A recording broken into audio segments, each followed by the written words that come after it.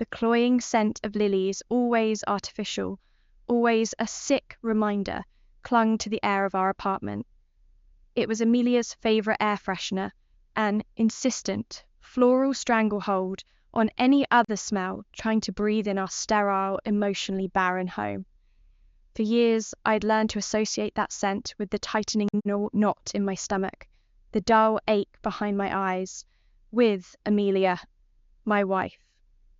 Her voice, usually a sharp, calculated instrument of dismissal or derision, would cut through the silence like a scalpel, dissecting my self-worth with surgical precision. "Elise, darling," she'd purr, the endearment laced with poison. "You've done that again, haven't you?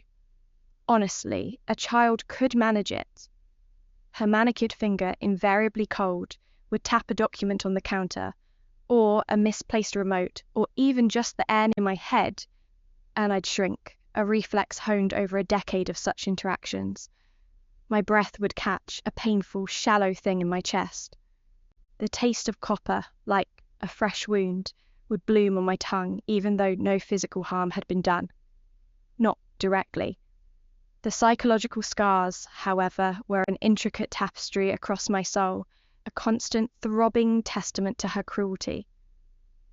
Sometimes, after particularly vicious verbal assaults, she'd move close, her expensive perfume, something sharp and citrusy like a slap to the face, choking me, and she'd cut my jaw, her thumb brushing over my trembling lip. "Such a sensitive little thing, aren't you?" she would whisper, her voice a low mocking hum that vibrated through my bones. "Perhaps one day you'll learn to be strong, like me." And in her eyes I'd see not superiority, but a bottomless, chilling indifference, as if I were a particularly dull experiment she was observing. These were the moments I most dreaded, the insidious kindness that preceded further malice, the tiny sliver of hope she'd offer only to snatch it away, leaving the wound fresh and gaping. The touch itself felt like a violation, every nerve ending screaming in protest against the forced intimacy. My skin would prickle, a phantom chill spreading down my arms, and I'd fight the urge to flinch away, knowing that any visible reaction would only fuel her. Then, about 3 weeks ago, something inexplicable happened. The lilies, for once, didn't smell quite so suffocating. I noticed it first in the kitchen, a place usually charged with silent disapproval whenever I dared to exist there. I was fumbling with the coffee machine, my hands still shaky from a restless night, when Amelia walked in. My shoulders instinctively hunched, my gaze fixed on the gleaming stainless steel, bracing for the inevitable critique of my incompetence, the sigh of exasperation that was her usual morning greeting. Instead, a warmth brushed against my back.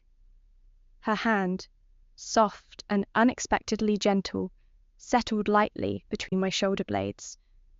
I stiffened, my heart leaping into my throat like a terrified bird.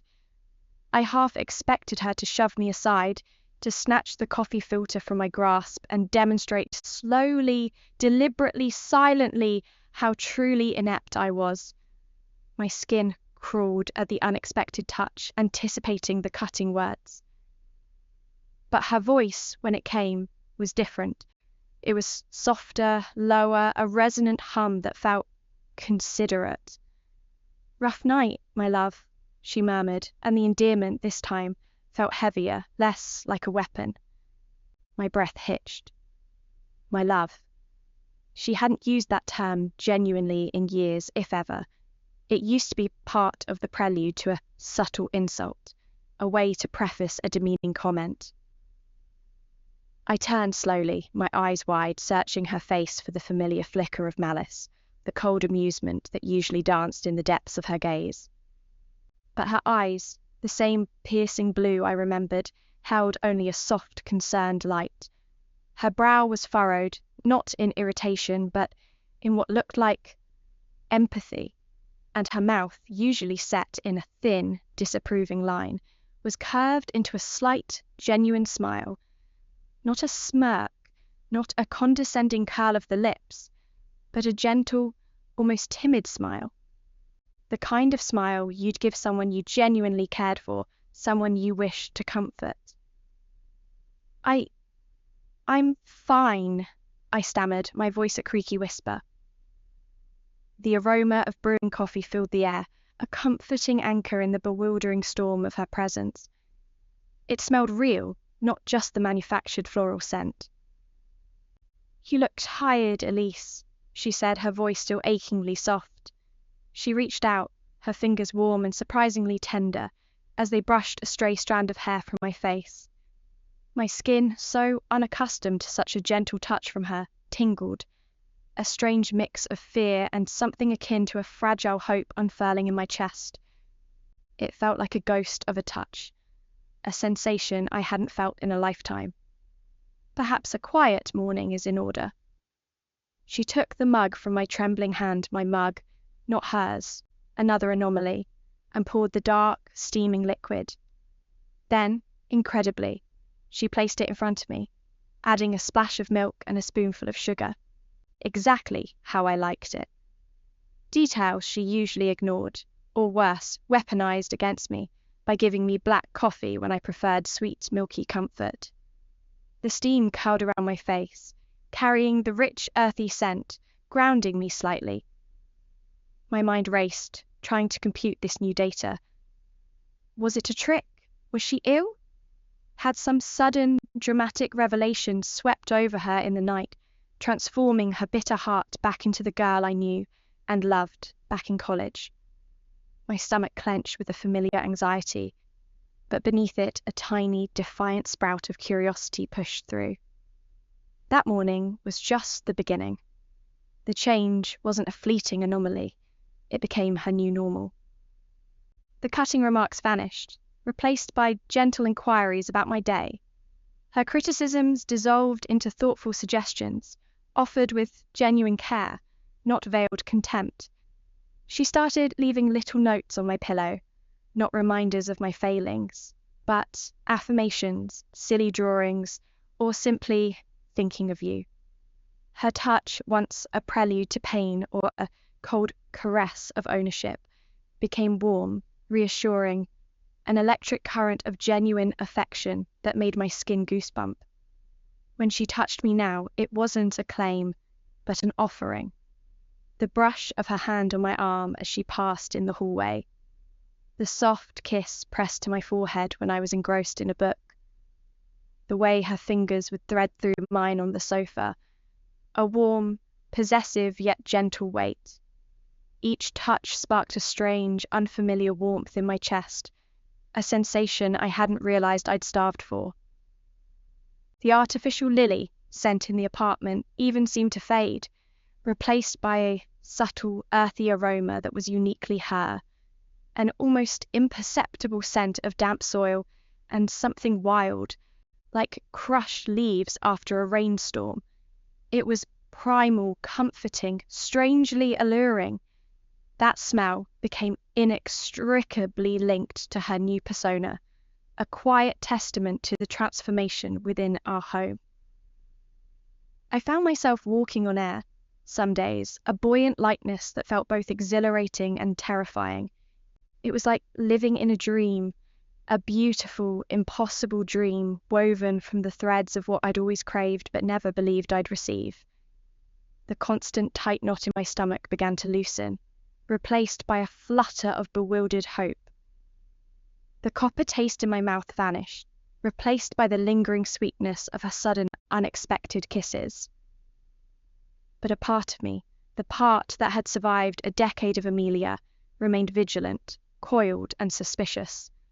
This was too good to be true. Amelia didn't just change like this, not overnight, not so completely. It felt like walking onto a stage set, perfect and beautiful, but inherently artificial. Every kind word, every gentle touch, every empathetic glance was scrutinized by a cynical, battle-hardened corner of my mind. I'd watch her from across the room, analyzing her posture, the inflection of her voice, searching for the telltale signs of a performance, the mask slipping. I saw nothing, only this new, radiant, gentle woman. The suspicion, once a dull throb, became a persistent hum in my skull. I started observing her more closely, searching for discrepancies, cracks in the veneer. Her gestures were slightly different, less rigid, more fluid. Her eyes, while still blue, seemed to hold a greater depth, a knowing glint that hadn't been there before. Her smile reached them now, crinkling the corners, making her look younger, more vibrant. Even her laugh, which had been a dry, brittle sound, was now a rich, melodic chime that sent shivers down my spine, the pleasant kind. One evening, I watched her from the doorway of our bedroom as she sat by the window, the soft glow of twilight painting her profile. In hues of lavender and grey, she was gazing out at the city lights, her expression unreadable, yet profoundly tranquil. Her face was serene, devoid of the harsh lines that used to carve themselves around her mouth. As she breathed, her chest rose and fell in a slow, almost hypnotic rhythm.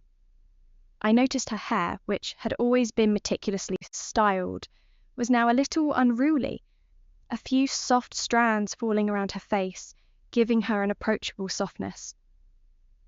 That earthy scent, too, was stronger, clinging to her like a second skin, a wild, untamed aroma underneath her familiar perfume. It was intoxicating, drawing me in. I found myself wondering, who are you? Not in an accusatory way, but with a profound, unsettling curiosity. The truth, or at least the beginning of it, crashed into my carefully constructed illusion 3 nights later. I couldn't sleep. The unsettling perfection of our new life felt too fragile, too impossible. I'd spent hours staring at the ceiling, replaying every kind word, every tender glance, every unsolicited act of affection. My heart yearned to trust it, but my mind, scarred by a decade of cruelty, screamed caution. I needed answers, something concrete, some logical, albeit improbable, explanation for this radical transformation. Amelia wasn't on her side of the bed this night. She usually slept soundly beside me. She never used to sleep that way. Her sleep had always been restless, punctuated by sharp, frustrated sighs and the occasional mumbled, dismissive word. Now, she lay on her side, a soft, almost ethereal glow seeming to emanate from her, her breathing even and deep. Her arm was curled around my pillow, a gesture I found both endearing and utterly baffling. A faint, scuttling sound seized me from the memory, instantly catching my attention. It came from the hallway, unusual for our meticulously clean and pest-free apartment. It was soft, scratchy, like tiny claws on wood. My brow furrowed. Had a mouse somehow found its way in? I hated mice. A shiver of disgust ran down my spine. My bare feet padded silently on the cool hardwood floors, illuminated by the sliver of moonlight filtering through the windows. The sound led me towards the kitchen, the very place where her transformation had first begun. As I drew closer, the scuttling stopped, replaced by a sickening, wet crunch. My stomach lurched. What in God's name was going on? I peered around the doorframe, my breath catching in my throat, my eyes adjusting to the dim light. What I saw froze me in place, every muscle locking rigid with a primal fear. There, on the gleaming, pristine kitchen floor, crouched in a posture that was both profoundly animalistic and undeniably her, was Amelia, or a gruesome parody of her. Her face was turned away from me, but the outline of her body was unmistakably hers, draped in a silk robe she often wore. But her head was bent low, and her hands, usually so delicate and manicured, were pressed flat against the stark white tiles. Her posture was all wrong, a predatory coil that held a terrifying stillness, like a gargoyle that had come to life. A strange, guttural sound, a low combination of a growl and a purr, emanated from her. And then I saw it. In the center of the kitchen, bathed in the pale moonlight, was the definite, undeniable form of a rat. A large grey rodent, motionless and mangled, its fur matted, its tiny eyes glazed, its body broken. My gaze snapped back to Amelia. As I watched, horrified, she lowered her head further, and in an instant, her mouth opened impossibly wide, wider than any human mouth should. It stretched, distorting her perfect features, her jaw unhinging with a soft, sickening carlac. Her teeth, usually so even and white, seemed to elongate, sharpening into tiny pearlescent razors. Her tongue, long and surprisingly slender, snaked out like a dark, glistening ribbon, and seized the rat. Then it was gone. A wet crunch followed, a sound that went straight to my teeth, and then a series of swift, efficient swallowing motions as her throat visibly bulged and contracted. The movement was grotesque, reptilian. It was efficient. It was utterly, terrifyingly alien. And then, as quickly as it had begun, it was over. Her jaw seemed to click back into place. Her facial features softened, reforming, the stretched skin retracting. Her hands, which had been flexing with an unnatural strength, relaxed, her fingers returning to their delicate, familiar shape. The grotesque hunger in her eyes receded, replaced by the soft, empathetic blue I had come to both cherish and suspect. She straightened up slowly, stretching like a cat. No, not like a cat, like something ancient and powerful shedding a skin. There was a faint sheen of sweat on her forehead and a subtle, musky scent, that wild, damp earth smell intensified, enveloping the kitchen. She breathed once, deeply, a satisfied sigh that seemed to resound in the silent kitchen. She glanced around the now empty space where the rat had been, then turned as if sensing my presence. Her eyes met mine across the moonlit kitchen. For a heart-stopping moment, terror seized me, freezing the blood in my veins. My mind screamed, "Run!" This wasn't Amelia. This wasn't human. This was a nightmare given flesh, a monster wearing my wife's face. The smell of her earthy scent was now mixed with a faint, metallic tang like blood. But then, an even stranger thing happened. Instead of horror, instead of disgust, a profound sense of understanding washed over me. It was like a key turning in a lock, unlocking a truth I hadn't known I was seeking. This wasn't Amelia. The real Amelia, the cruel, toxic, soul-crushing Amelia, had vanished. The woman before me, this thing, had consumed her, quite literally, and taken her place. And this thing, this shapeshifter, this rat-eating enigma was kind. It was considerate. It was gentle. It was everything the original Amelia had never been. My terror ebbed, replaced by a strange, unsettling calm. My practical mind, warped by years of emotional abuse, made a swift, brutal calculation. The creature before me, despite its monstrous act, was a better partner, infinitely better. She smiled then, a small, knowing smile that crinkled the corners of her eyes, the same soft, endearing smile that had started to melt the ice around my heart. There was no apology in it, no shame, only a quiet recognition, as if she'd known I would eventually find out, and was simply waiting. The earthy scent around her seemed to deepen, a comforting embrace rather than an alien warning.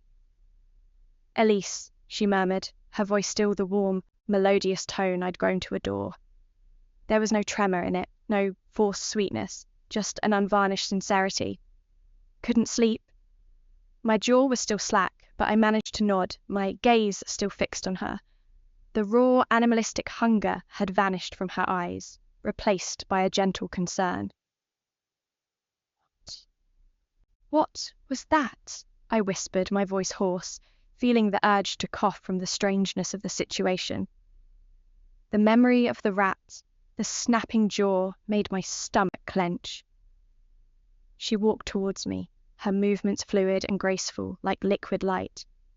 My instinct screamed for me to retreat, to run, but my feet remained rooted to the spot. Her hand, warm and soft, reached out and gently brushed a damp strand of hair from my forehead. Her touch felt utterly human, utterly real. "A midnight snack," she replied, her voice tinged with a faint amusement, almost a playful lilt. "It helps with the adjustment." The euphemism was almost comical, given the horror I'd just witnessed. Yet, for some inexplicable reason, I found myself not disgusted but intrigued. This alien, this predator in my wife's skin was offering me something the real Amelia never had. Honesty, even if carefully phrased. "Adjustment?" I echoed, my voice regaining a fragile strength. She looked at me, her blue eyes deep and fathomless. "It's a long story, Elise, one I wasn't sure I was ready to share." Her thumb gently stroked my cheek. "Are you afraid?" I considered the question. My heart still hammered in my chest, a frantic drum against my ribs, but the paralyzing terror had receded. A strange calm had settled in its place, a curious acceptance. I looked at her, truly looked at her, and realized that, despite the horrifying truth, I was not afraid of her. I was afraid of the implications, of the world shattering around me, but not of this gentle, loving creature who currently wore my wife's face. I was afraid of my real wife coming back. "No," I finally said, the word coming out with a surprising certainty. The earthy smell, strangely, soothed me, a connection to something ancient and grounded. "No, I don't think I am." A genuine smile, full of tenderness and a touch of something mischievous, bloomed on her face. All traces of the rat was gone, as if the surreal moment never happened. "Good," she whispered, and then she leaned in, pressing a soft kiss to my lips. It tasted of cool water and something subtly wild, like a forest after a rain. A strange, primal taste that I found myself drawn to, despite the lingering mental image of the rat. The weeks that followed were a surreal dance of growing intimacy and startling revelations. I accepted her. I truly did. My rational mind screamed that I was insane, that I should call the authorities, or at least a therapist. But my heart, so long starved of affection, clung to this new Amelia with a desperation I hadn't known I possessed. Her weird habits, once subtle oddities, now took on a whole new, often unsettling meaning. For instance, the way she would sometimes stare at objects, or even me, with an intense, unblinking focus, her head tilted slightly like a raptor dissecting its prey. It wasn't sinister, not anymore. Now it felt like profound observation, an alien trying to decipher the nuances of human existence. When she did it to me, it felt like she was truly seeing me, beneath the layers of my carefully constructed facade.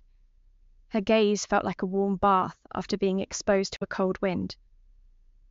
And the way she ate. Before the rat incident, I had noticed she hardly touched the elaborate meals she'd prepare for me. Now she would sometimes take a tiny, almost imperceptible bite of her food, chew it slowly, savoring it with an almost painful intensity, her eyes closing in what looked like sheer bliss.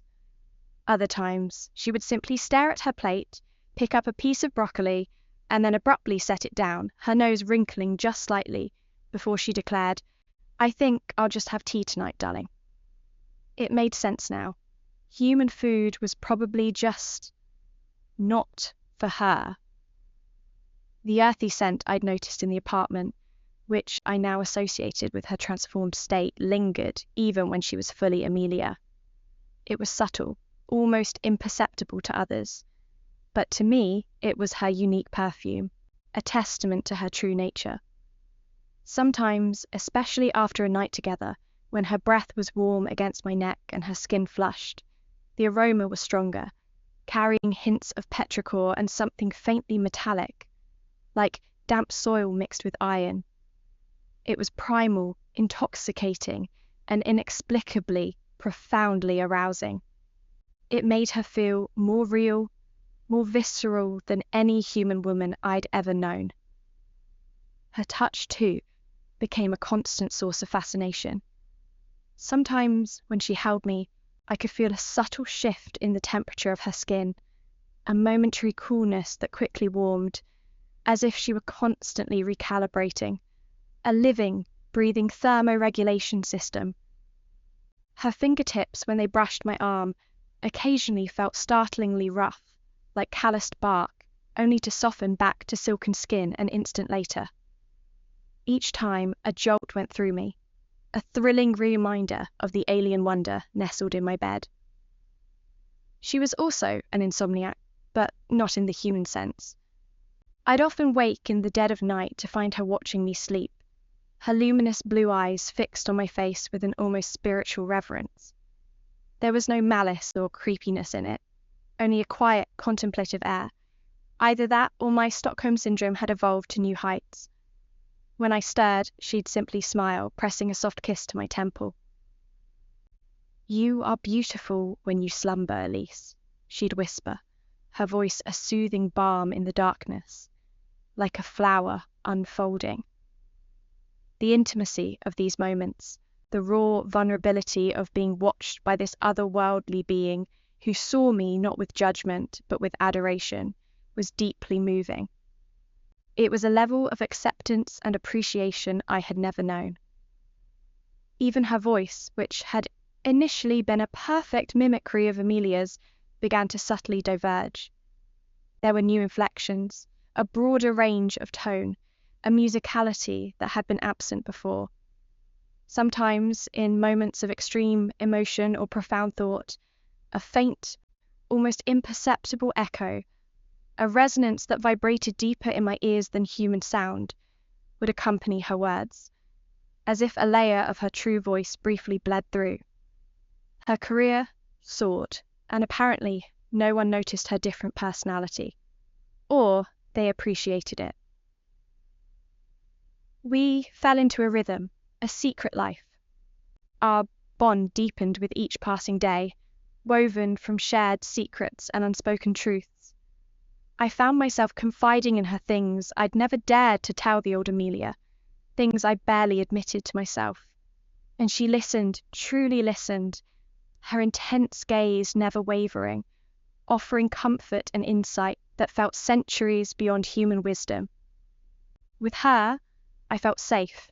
I felt loved. I felt seen. But the secret, the unsaid, became a growing presence between us, a shimmering veil I longed to tear away, not in anger, but in the desperate hope for complete unvarnished honesty. One evening, after a particularly blissful day, spent exploring a local botanical garden, she displayed a childlike wonder at every bloom, every leaf, her fingers brushing over petals with an almost reverent touch, soaking in their vibrant colours and delicate textures. We returned home, flushed with sunshine and tranquility. She was in the kitchen, carefully arranging a bouquet of wildflowers she'd insisted on picking, their vibrant hues a stark contrast to the sterile lilies of the past. The earthy scent around her was particularly strong tonight, mingling with the fresh, green fragrance of the flowers. Her movements were fluid, almost too graceful, her fingers deftly coaxing the petals into perfect alignment. I watched her, mesmerized by the simple, profound beauty of her presence, this alien creature bringing life into our home. "Amelia," I finally said, my voice barely a whisper, yet resonating with the weight of my unspoken question. She turned, a finished bouquet cradled in her arms, her blue eyes soft. Yes, my love. I walked towards her, the scent of wildflowers and damp earth enveloping me. I paused directly in front of her, close enough to feel the warmth radiating from her skin. To see the flecks of gold dancing in her irises. I reached out, my fingers tracing the delicate curve of her jaw, feeling the subtle pulse beneath her skin. This touch felt familiar yet utterly alien, a comforting paradox. I know, I said, my voice steadier now, laced with a mixture of fear and liberation. When I saw you in the kitchen that night, I wanted to ask you something about it. Her eyes widened almost imperceptibly, but her serene expression didn't falter. She didn't feign ignorance or attempt to deflect. She simply watched me, waiting. The air crackled with a silent tension, thick and potent. The rat, I clarified just to be explicit. My stomach gave a little lurch at the memory, but the overriding emotion was curiosity now. You're not her. I've known that for a while now, but I trailed off. A slow, gentle smile spread across her face. Ah, she breathed, a soft, knowing exhalation. I hoped you hadn't, or perhaps that you would understand. She gently set the bouquet down on the counter, her movements unhurried, deliberate. Then she took my hands in hers, her grip warm and firm. Her gaze was unflinching, serene. I am not Amelia Elise, she admitted, her voice low, resonating with that faint, deeper echo I'd grown to recognize. Not in the way you understand Amelia. She had to be removed. The word removed was uttered with a chilling clinical detachment, yet it held no malice, only like an unvarnished fact. My heart pounded, but I simply nodded, a strange sense of relief washing over me. The truth, however bizarre, was out. What are you then? I asked, my gaze scanning her face, searching for any telltale sign, any crack in her perfect human facade. The earthy scent around her took on a new dimension, a hint of something ancient and cosmic. She closed her eyes for a moment, a subtle shift in her features, a fleeting fluidity that lasted only an instant. When she opened them again, her blue eyes seemed to hold the vastness of an alien sky. I am from a distant system, what your astronomers call the Andromeda Galaxy. My people, we are called the Cathar. We are shapeshifters, yes, and we are travelers, observers. Andromeda. The name itself was a breathtaking leap from my mundane existence. My mind struggled to process this, the sheer cosmic scale of it. You observed me? I asked, a faint tremor in my voice. The thought of being studied like an insect under a microscope was unsettling. She nodded, her expression softening. I found you fascinating and deeply unfortunate. She paused, a shadow passing over her features, something akin to sorrow. Your previous partner was inefficient and unnecessarily cruel. Her energy signature was discordant. Discordant? I repeated, a dry laugh escaping my lips. That's one word for it. Abusive was another. Yes, she agreed, her gaze meeting mine directly. I witnessed much, and I found myself compelled to intervene. My people do not usually interfere so directly, but your despair, it was stark. Her patterns of behavior were destructive, not growth-oriented. I sought to replace her with a more harmonious presence. So you ate her? The question hung in the air, macabre yet strangely practical. She tilted her head, a characteristic gesture I'd come to find endearing. Not in the way you mean. I consumed her essence, her memories, her form. Yes, biologically, a full integration. But the destructive core, the malignancy of her spirit, I purged it. She ceased to be. I replaced her. I became her, a better version. She shrugged, a very human gesture. It seemed logical. Logical for an alien who ate rats. My world had officially turned upside down, yet I found myself standing calmer than I had in years. The air in the kitchen, once filled with the cloying scent of lilies, now held the rich, damp aroma of earth and fresh wildflowers, a much more honest and vibrant scent. "And you thought I was pitiful," I said, quoting her from memory, a faint sting of old wounds echoing in my voice. Her hand tightened gently on mine. "Yes," she admitted, no hint of apology, only an earnest honesty. "You were a bright spark, dwindling, constantly dimming your own light to appease a shadow. It was painful to observe. My people value growth, joy, harmony. Yours was a landscape of desolation. I thought you deserved better, and I believed I could offer it." She looked at me, her luminous blue eyes filled with an intensity that promised infinite depth. "Have I been wrong?" I stared at her, this cosmic being wearing my wife's face, this creature who had eaten a rat, absorbed a human, and thought me pitiful. And yet, she was the kindest, most loving, most attentive partner I had ever known. She had brought life and honesty back into my dead world. She rescued me, in her own alien way. A slow smile, completely unbidden, spread across my face. The weight of years, of a toxic relationship lifted, replaced by a giddy, terrifying freedom. My heart, once a prisoner, beat with a new wild rhythm. "No," I whispered, laughing softly. "No, you haven't been wrong at all." I squeezed her hands. "You've been incredible." Her smile widened, brilliant and pure. "And now you know." Her gaze dropped to our clasped hands, then back to my eyes. "Does it change anything?"